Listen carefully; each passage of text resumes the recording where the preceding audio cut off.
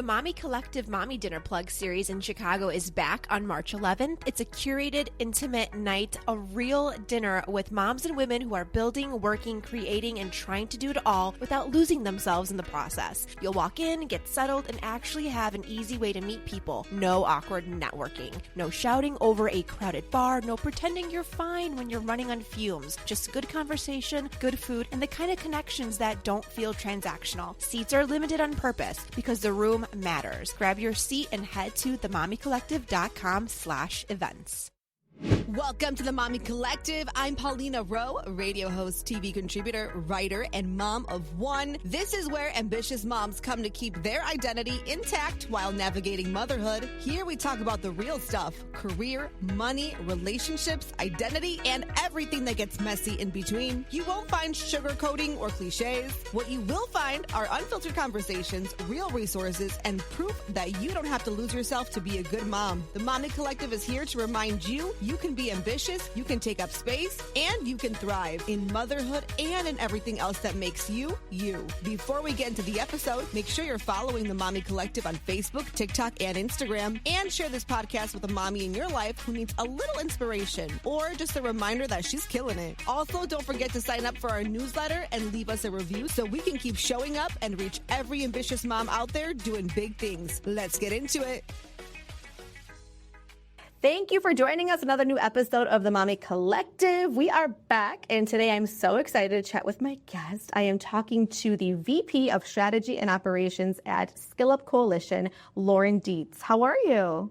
I'm great. Thank you so much for having me. I'm very excited to be here today. I'm so excited to chat with you. We've got a lot of ground to cover, so I want to talk about you and your motherhood experience, and then I obviously want to talk about Skill Up, and I really want to talk about the importance of like what you do specifically, because I was doing a little research on you, and I got to know you a little bit. You know, we're going to know each other very well by the end of this, but I am just so excited to sort of be able to provide resources, maybe even answers, maybe even some form of hope. And that's, you know, what I feel like this podcast really has become to moms, right? And moms of different walks of life, different stages. You know, I guess I'm not a newborn mom anymore. I'm a toddler mom now, right? Because like, as our kids grow, it's just like different things, different, you know, stages of not only our children, but of us too. So absolutely. I'm so excited to chat with you. So Lauren, if you don't mind, can you give us a little bit of a background about yourself and like your current role? Yeah, absolutely. I started my career with a big publishing company and really focused on digital education. And with that particular role, was able to not only help customers in the United States, but around the world. And so lived outside of the United States a few times with that job. It always was something that really brought me back to the foundation of the significance of education, right? And the role that plays in every single one of our lives, women obviously being kind of front and center of a lot of that. And so it's been a journey from really working with big companies, working internationally, to getting back to community and working with, you know, communities. How do we stand up options and educational references in certain locations around the US? And so landed at Skill Up with the intention really of saying, okay, now I've been in higher education. I have been in K through 12. I have worked in marketing. I have worked in customer service roles, relationship management roles. How do I get back to some of what I love around being a relationship owner, being someone that's helping to stand up processes, procedures, and really create something, build it, grow it, and do that again kind of at the local level, right? How do we scale something? And Skill Up Coalition is an organization that's afforded me that opportunity to get back to working with local communities, to being, you know, a brand new business in 2020 to now having over 4 million users across the US. And so it's kind of given me an opportunity to do all the things that I wanted to do in one place. I love it. So you're the perfect person to bring on the pod, because we've got moms here too, but we also have a lot of women, right, who are not moms and they call themselves the mamacitas. They're like, I'm just a mamacita. And I'm like, yeah, I love it. Because they really just connect with the mission, right, of growth. And I think that you're someone that would be really good to talk to about that topic just in general. So I love it. I want to kind of rewind a little bit, and I want to talk about your motherhood journey, right? So you're a mom of 2, and I'm curious, what does a normal weekday kind of look like for you at home? Like, what does that look like for Lauren? Yeah. It's amazing because I feel like, my mom of 2 and I have kids that are 8 and almost 6, right? And so every mom out there knows those chapters change, year over year, your routine is different, what your day looks like, the mental load all shifts year over year. And so right now I'm at that incredible pivotal point with kids that are becoming more and more independent. And so my morning used to be, you wake up, you get them ready, you get everything ready, you sit down. For me, I'm a remote employee, so I am at home. Pros and cons to that environment, but I'm at home, and then it's me picking up kids, getting them to sports practices. I say mental load has shifted a little bit. Now it's more of a dialogue with my kids. Are you going to help with making breakfast in the morning? Okay, great. Do we want to walk to school? Do we want to drive to school? What does our afternoon look like? Do we have sports? Do we not have sports? And so my day, Monday through Friday, is very much like mom mode, employee mode, mom mode, kick it off again, right? Working for a remote company has some flexibility. Often I'm finishing a proposal when I'm at swim practice, right? But I also am able to pick my kids up at 3:00 in the afternoon and get them home before the insanity of after school starts. And so day over day, slightly different, but in a position now where that Monday through Friday has a little bit of consistency and less intensity, given I have kids that are involved in the process of getting themselves out the front door and then able to just walk upstairs and start my day. For sure. You kind of opened up a conversation that I would love to just kind of briefly touch on, but I know a lot of times we do mention like the working mom, right? So like I technically work outside the home for my radio show that I'm on for iHeart here in Chicago. So that's like a morning thing, then I come home and then, we've had the stay-at-home mom that we hear of who does the labor, the mental load, like you mentioned, that handles all of that within the home, which is work, by the way. Anyone listening who doesn't think that's work, that is work. And then you also are a work from home mom, which I think is like almost like a third new category that the conversation sort of starts to, center around too, because that's like another form of, right, working mom. I'm just curious, when your kids were a little bit younger and before they went to school more full time and more throughout the day, how did you do it without losing your mind? Because I know that's a big conversation right now. Yeah, I think it's so hard. It truly is. I think that there are some women that are just built for that flip. They can go in and out of mom to employee really, really successfully. I am not one of those women. And so creating really strong boundaries was very significant for me in order to be able to be focused on one element, right? Like one part of who I am day over day. That took a really long time to get to that point. You think about like pandemic, I had a brand new baby in 2020. So things like nursing or feedings, crying and hearing tears in the background, all of that, right? As women, you hold it, you can feel it. That cry hits and your immediate response is to go and help while you're on a conference call, right? A lot of it was just getting to the point where one, kind of saying, all right, there is a structure to my day that I have to really get down right. And I also have to then embrace the flexibility and the benefits and the joys of being at home and take advantage of that. I think when you can kind of figure out where your limits are, but also then fit in some of that flexibility, it enables you to have less of that stress around like, if I don't do this right now, or if I'm not mom for the next hour, or if I'm mom for 30 minutes only, right? If you start to say, I'm going to weave those in, right? I've got my structure, I've got my benefit, but you know what? Right now I hear a kid that's really crying, that let me just go run and double check and make sure some of that pressure is taken off. I think it's a unique position to be in.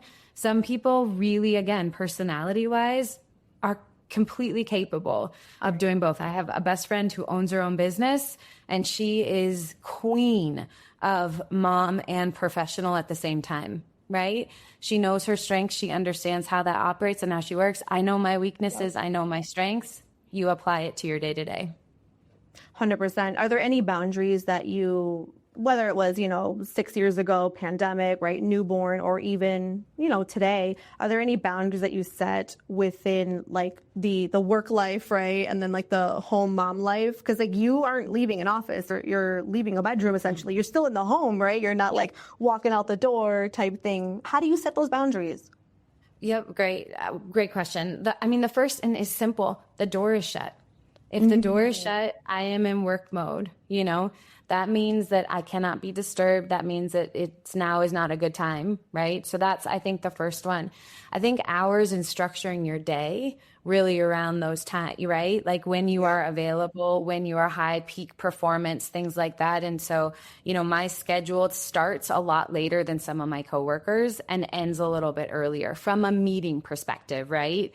I will also say that I've had to put boundaries in place too, knowing that I'm in an office and at home, that like when my kids get home from school and that kind of, 4:30-ish to 7:30, once we are 90% away from kind of bedtime, I'm not working, right? And so if there are things that I didn't finish, that I didn't get done in my normal work hours, I'm jumping back on to complete them once I am done being focused on being mom, right?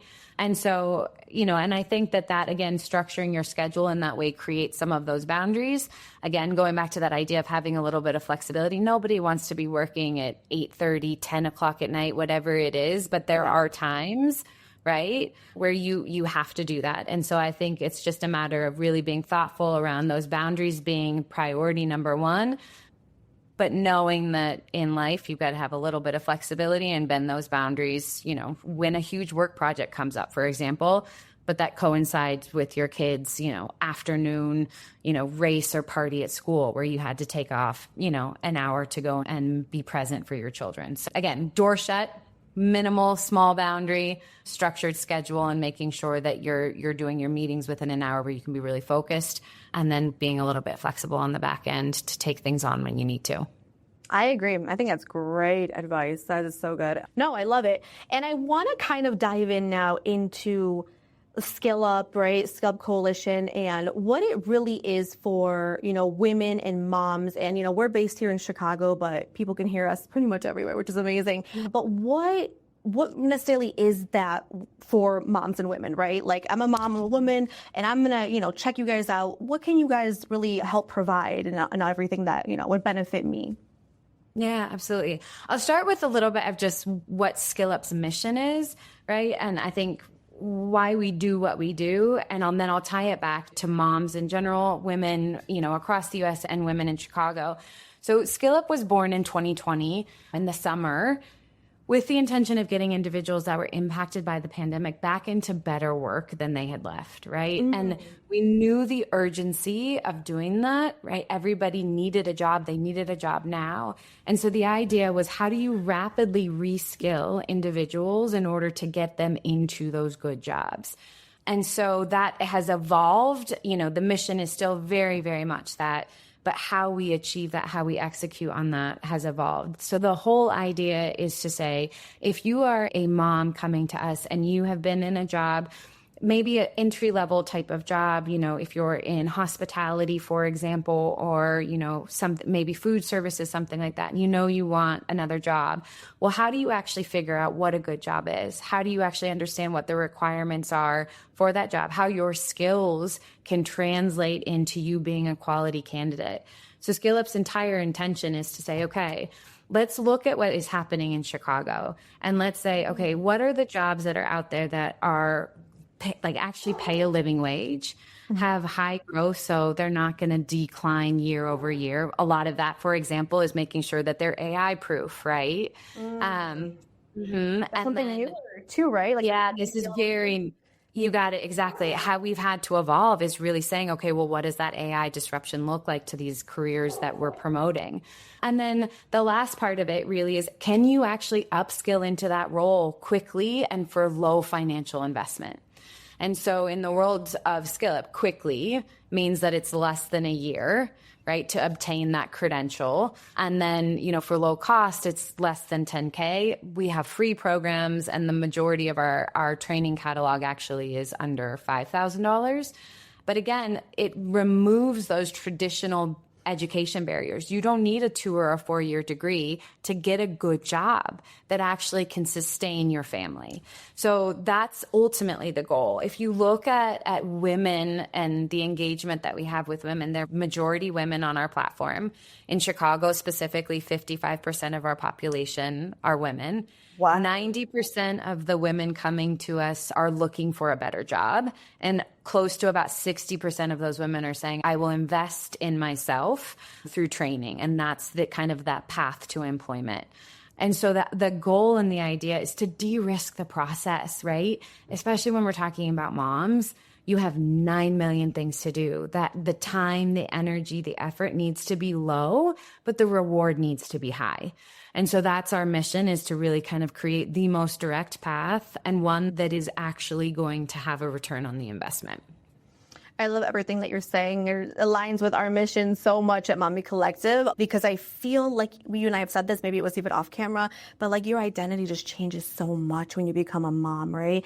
And with that being said, so does everything else. And I agree, or there's this one thing that I saw, right? And it was a meme one time and I love it. And it said like, do you want to get S done? Hire a mom if you want to get S done. And I feel like this correlates with exactly what you're saying. And I kind of wanted to ask too, because a lot of moms who are maybe stay-at-home moms or not in the workforce, or maybe like have taken a break, listen to us, right? And they're on the podcast, listen to the podcast, they're part of the community.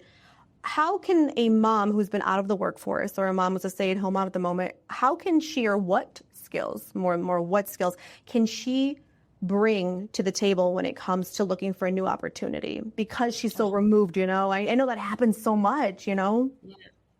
And I think I want to go back to what you said earlier, like being a mom and a full-time mom is a job. Yes. Right. It is 100% a job. And I go back to when my identity shifted. One of the big struggles that I had was around going back to work versus staying home, because it was in the pandemic. Right. And so childcare, right, access, safety, all of those different things were a really big topic of conversation in our household. Like, how do we juggle all of these things? How do we actually continue to pay our bills and support our children and our family? And I think that moms often, when you have that new identity come into the fold, the question around priority, right? Is it family first? Is it job first? Is it you first? Is it, finance? Like all of those different, the priorities shift so dramatically. And then you really have to look at yourself and say, what are my abilities and capabilities now, right? Like, am I the type of person that can stay home? Could I be successful in time management, in creativity, in the mental load, in all of those different things? And so I think it's a struggle that so many women face. And on that, for the women that are staying home, that the women that have taken a break, like we are seeing more and more employers saying to us, we need women, or, individuals, not necessarily just women, but individuals with durable skills. So durable skills, think of like the term has changed a lot. Soft skills, for example, right? Or, non-technical skills. And when we live in a world where technology is driving things and everything is changing so fast, employers are saying, just give me somebody that communicates well. Just give me somebody that has empathy, that understands problem solving, that is a critical thinker, right? Those durable skills, 4 out of 5 times an employer is going to hire those durable skills more so than they would for a technical skill. So for moms, right? Again, like I said, if you have been able to manage that mental load, to address different emotions, to problem solve, to calm people down, to juggle multiple priorities, right? To run an entire household plus be a child. I remember one time I met a woman at the park and I asked her what she did. And she said, I'm a domestic engineer. And I was like, oh, that is the most brilliant way of defining stay-at-home moms I'd ever heard. Because again, you are engineering an entire life ultimately, right? Also, there's the financial management, right? Like every single day you're thinking about what is needed. You're thinking about coordinating appointments. You are running schedules. Like all of those things that you do on a daily basis translate so well into the professional world. And the best part about it is they apply to every industry and every job. Right? When we look at durable skills, things like critical thinking, it doesn't matter if you are an electrician, if you are a medical assistant, if you are in real estate, right? All of those skills that you have developed behind the scenes, right, are going to have and pay dividends in a professional setting. And so I would always say to women that are thinking about transitioning back into the workforce, think about what you just did as a job. Position it as a job. because that's exactly what it was, right? You did not lose a skill set, you gained, you multiplied, right? Your abilities to manage went through the roof. Yes. Yes. Oh, Lauren, I love this. You have no idea. And I think this gives, again, so many moms just the green light to really like hone in on these skills, because A, they come with motherhood, like you said. I mean, like you've been, you know, we all do it regardless. Like every mom knows that we are time managing, we are dealing with emotions, which is really funny because sometimes I feel like my coworkers or my bosses can act like my 2-year-old. So I get that truly. I've experienced it. I'm like, oh boy, I'm like, we're having a meltdown, but I completely understand. So I kind of want to dive into the actual like programming, right? Or what that looks like with the coaching, the resources. You did mention kind of the cost, but I really want to dive into what somebody would, from like the start to like almost the end. Like if I'm joining and I'm signing up and I'm a part of this, what does that moment look like day one until the end? Yeah. Well, Scale Up as an organization is 100% philanthropically funded. So it is free to any user that wants to come. And so first step, I think, you know, if you go to explore.skillup.org, you'll get actually funneled into, if you create a profile, the Chicago experience. And so I always say that's like your starting point, right? Because create a profile. And then once you're there, then you can start to say, okay, well, am I going in the direction where I just want to explore careers? I'm not quite ready to make a commitment to applying for a job or enrolling in a training, right? So just start to explore. That's an idea. Okay, well then what are the tasks involved with that? You can go to our occupations catalog and look at all the jobs that, again, we've deemed as high wage. So they pay a living wage. This isn't minimum wage, right? This is a living wage. I think it's about $26 an hour.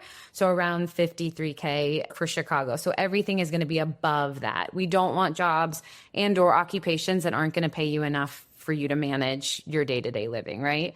Are they growing is another part of that. And then what does it actually just look like to be in that role? And so you can explore a day in the life of, you can look at the skill set that's required. You can double check on what are those durable skills that are required. So you have an option to look across 5 different industries and see what seems like it could be a fit. You can also say, you know what, 100% I want a job. And that's the direction that I'm going. And then you can look at our jobs catalog. Okay, well, what are the jobs that are available in Chicago? What are remote jobs versus in-person jobs? And so you can do that. Think of it as narrowed too, though. It's not going to be, you know, one of your big job boards, because we're being thoughtful about this has to be with a good company. If no requirements exist around experience or education, well, then it has to be a good company, right? Or it's going to relate to one of those occupations that we've said are really good occupations. And then the last part is what training? Like if you know you want to upskill and if you know you want to get that certificate that's going to expedite, you know, your eligibility to get into one of those roles, well, great. Here are all of the training programs that actually have a credential that is going to be a good credential for that role, that isn't going to take, you know, years to complete and thousands upon thousands of dollars. And so you can come in and explore all those things and start to set up your goals.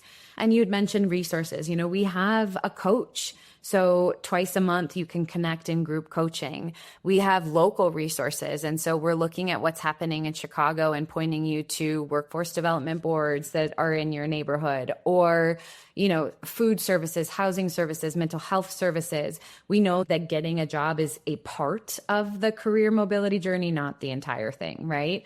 Mm-hmm. So that's all there as well. And, you know, you also can engage, you know, via chat to help in narrowing that experience as well on the site. So the intention is to really enable you to figure out what step am I at in my career journey, and then what are the tools that I have available to me that are free, again, tools as part of this experience, and how can I really leverage them to get to where I want to go career-wise.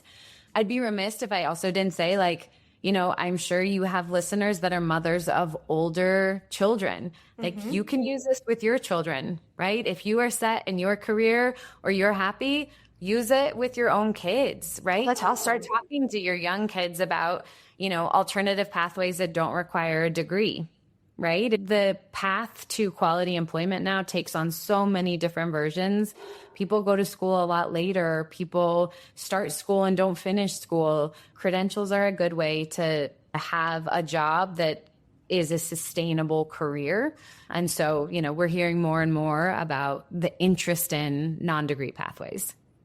That's really interesting because, I have a 2-year-old, but I think about that all the time. I'm like, I have no idea where we're going. I mean, she's 2. Well, we don't know what we're doing tomorrow, but I think about that a lot. And, I told my husband and he agrees. And I feel like a lot of parents have this conversation where it's like, if I almost feel like she's leaning into something, and I always say, like, maybe she's into hair. She's the best hair stylist I've ever seen. Like, I really want to hone in on, like, those skills, like skill up, right? I want to hone in on this. I want her to, follow her passion. That's what I was, I had the privilege to do. Like, my mom is not from here. She's from Poland. Like, she came here, and I was very lucky to be able to, like, pursue what I wanted to do. And I'm forever grateful. And I want to pass that on right to my daughter. So I agree with you. It's like, yes, I'm very honest. I love that I went to a university, got my 4-year degree.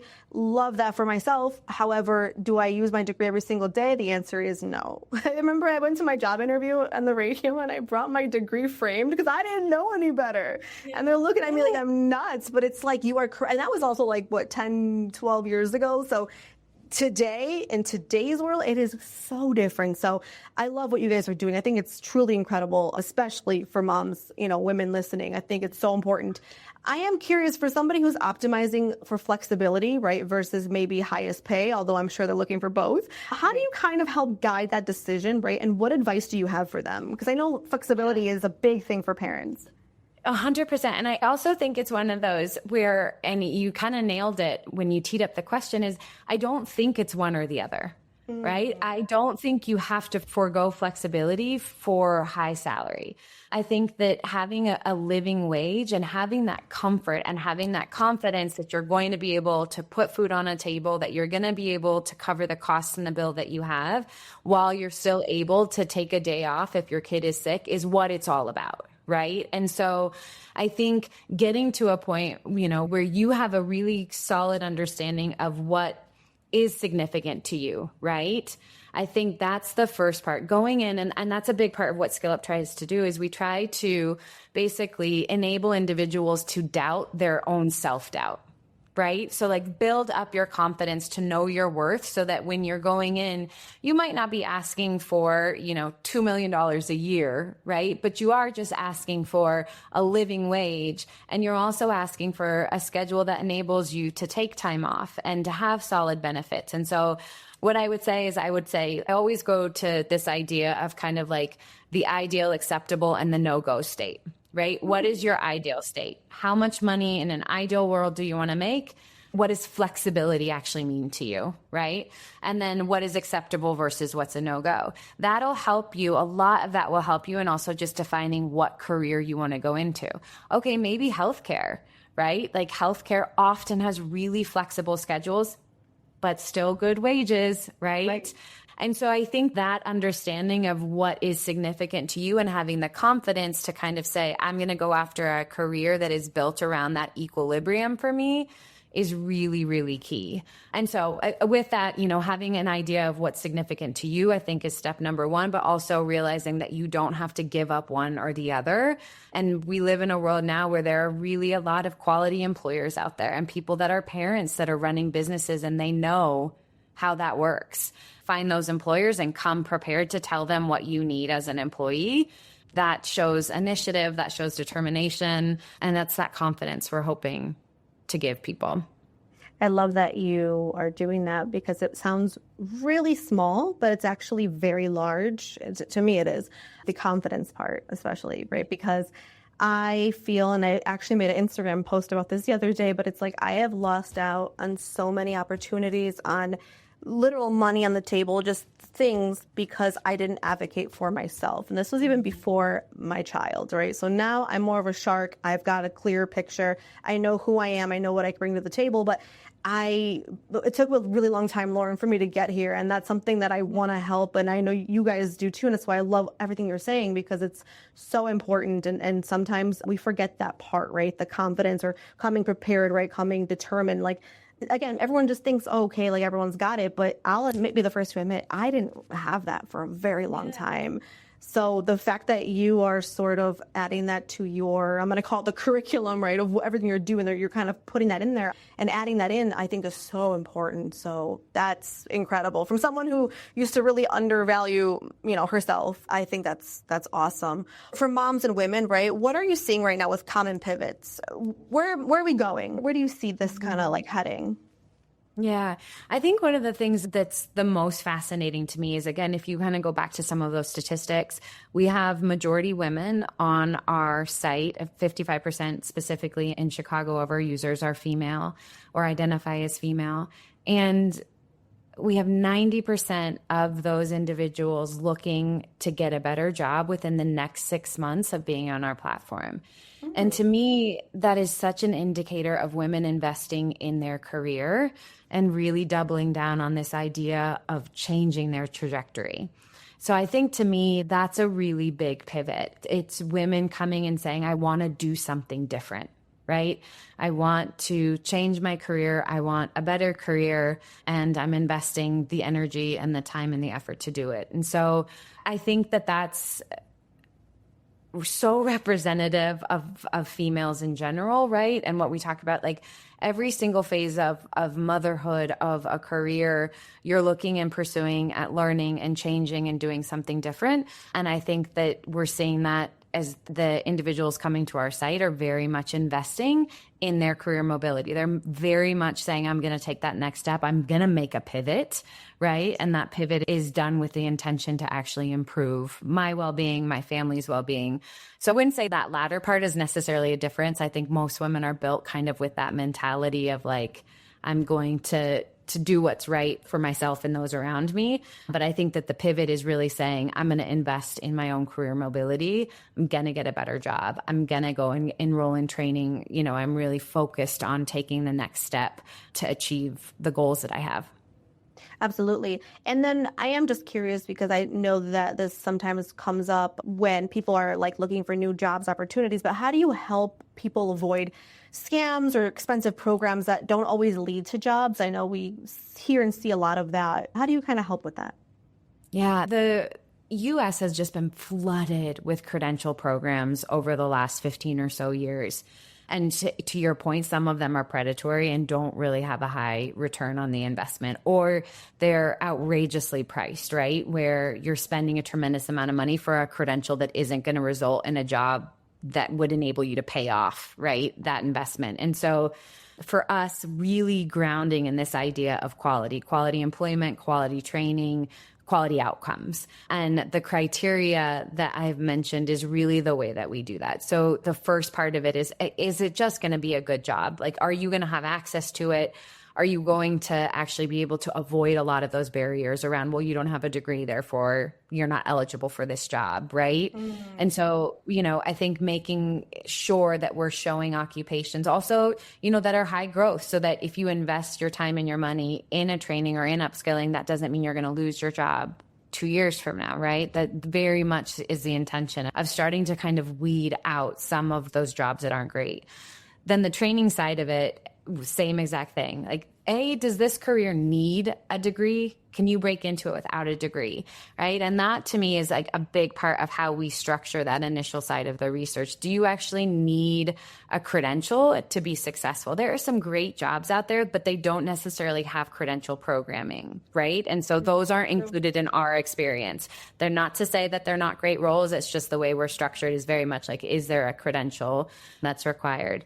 And we then look at the state level, like, right, does Illinois actually say that this is the right credential? Great. Does this training provider provide that credential? Wonderful. Is that credential less than $10,000? Is it less than a year to achieve, right? Do they have wraparound services? Do they have financial aid? So we're starting to do, again, the majority of kind of the lion's share of that research, because it's so much. I'm even in this world all day, every day. And it still blows my mind how complex it is to just get to a point where you find a good job.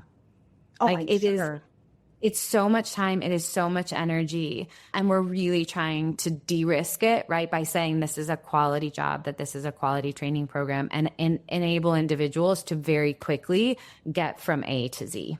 right? So again, I think it's that lens, it's that research, it's the validation at the state level that the credential is needed. It is double checking on the providers that are giving that credential and making sure that that tracks. And also every single year looking at what's happening in Chicago to make sure, maybe one year, for example, a carpentry role is high demand, high wage, but the next year, it was flooded. There are too many people. There's not enough employment. We're going to pull that from our site. It's not going to be there anymore. Right. Okay. And so it's also staying up to date with what's happening locally. And that's like getting back to, being really connected to the communities that we're in to ensure that we're actually serving up the right information for our users. You mentioned connection and community, and I love it because that's, what we are here too. And I'm curious, Mom Lauren, right? You're in this all day, every day. You literally said you're like, I'm in this. What are you teaching your kids that we can also take, some advice from that, but what are you teaching them when it comes to their trajectory, their career, right? I don't know how you might have grown up, but my mom and Seb, it was always work hard, keep your head down, and you're going to move up in life. And I hate every part of that for so many reasons. Yes, everyone should work hard. That's I'm going to teach my kid, we work hard, right? That's what you're going to do. But I didn't really ever agree with that because I'm well, keeping my head down really got me nowhere for a minute until I had to realize, wow, I'm really underpaid, undervalued. You know what I mean? And the list went on and on. So with my daughter, again, I'm so new and I'm learning all this, but I'm curious kind of how you are planning on having these combos, right, with your kids, personally as a mother, and then obviously being totally in this world. My only advice that I feel I want to take that I remember growing up and I want to, give it to my daughter would be to create a community or a network, right? And I know the word networking can be a little funny for some people because, you picture a man with a briefcase walking around with a tux. I don't like that word, but I feel the definition is still really relevant in today's world to have a good network. And we can expand on that too in a minute, but I really want to hear your thoughts of what you're teaching your kiddos or what you plan to. Yeah, I think I want to stop on that point that you just made, because I do think it's so, so important when we talk about kind of that continuum that gets you a good job and all the different moving pieces. I think that social network, right, that professional network are often thought as separate, and they're one and the same. If there's another mom at school drop-off in scrubs, that's your healthcare connection, right? Yeah. Right? You don't have to have somebody that is in your world that you can't go and talk to. If you're curious about teaching, go to your kid's school, right? What does it mean to be a librarian? Go to the public library.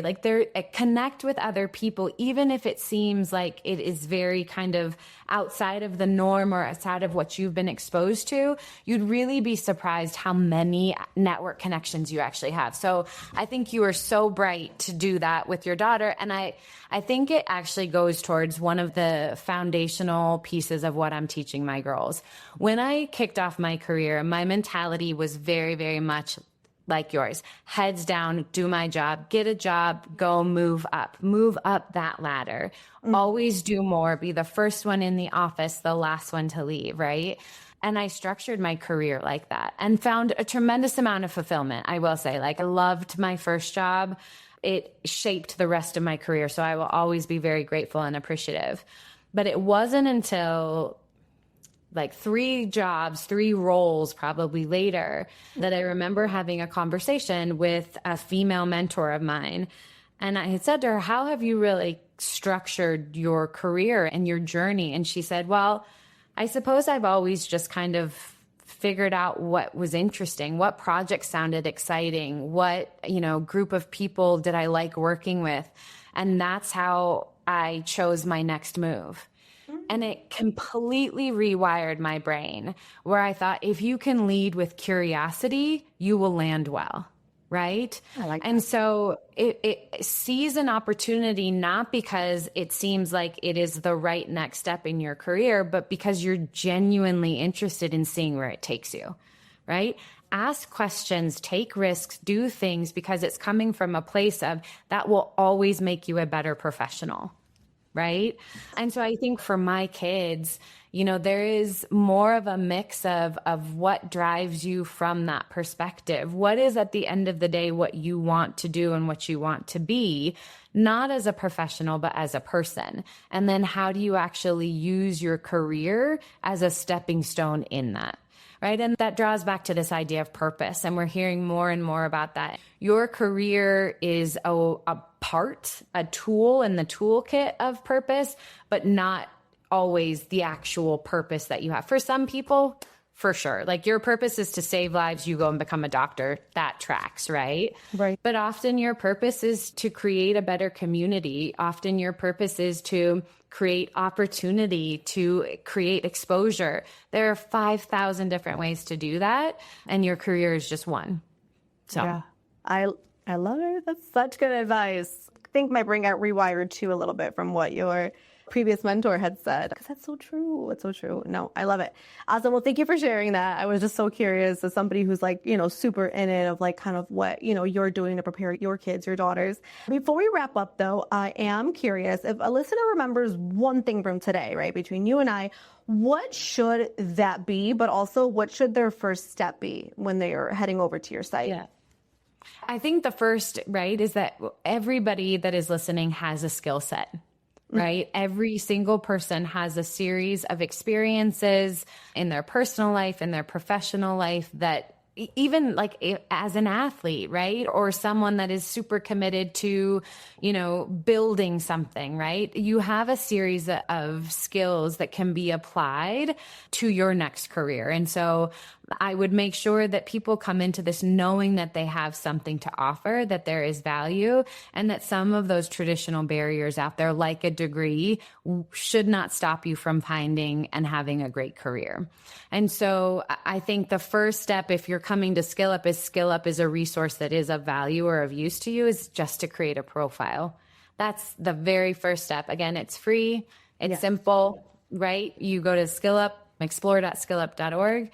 And then you can start to figure out what's next from there. And so like so many things in life, right? It's just building up the confidence to take that first step, knowing that you have something to offer. I love it. Lauren, thank you so much for being here with us today. And thank you again for sharing all this info. I know a lot of moms, women listeners are going to take this and run because a lot of times, we feel like we're ready for that pivot. We want to, take our skill set elsewhere. So I feel like this is so important and a really great conversation. Is there a Instagram handle, TikTok handle that we can follow? You can totally feel free to share yours. I would love it if you did, but I understand if you don't want to. Completely up to you, but also for Skill Up as well. Yeah, we definitely have them. I was going to say, the Skill Up Instagram, I was like Skill Up YouTube, Instagram, we've got them all. The Skill Up, explore.skillup.org is the website to use. And then as far as the handle goes for Instagram, our Instagram handle is Skill Up Coalition. Perfect. Awesome. So yes, make sure to follow, make sure to sign up. It is free, which is incredible. And yeah, I think that's an amazing start. So Lauren, thank you so much for being here with us today. We appreciate you. Thank you so much. It was really lovely. Lauren, thank you.